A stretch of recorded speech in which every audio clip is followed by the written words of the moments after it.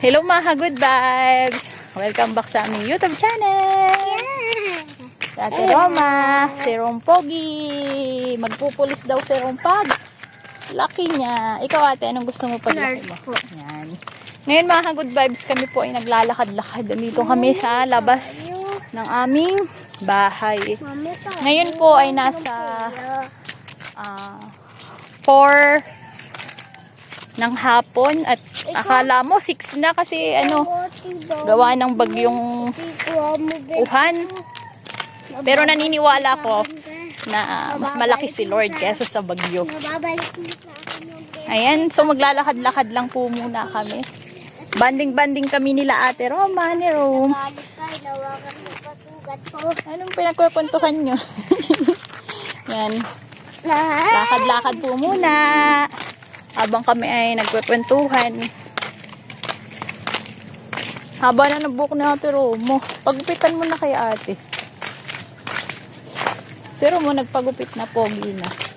Pogi na. Kung pogi na dati lalo. Paano Rom? So lalakad-lakad po muna tayo. Samahan niyo po kami.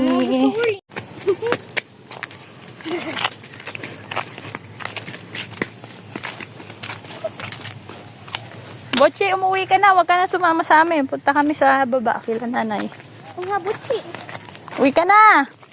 Uwi ka na. Mabuti na yung buhok ni Butchi. Natanda na si Botchi.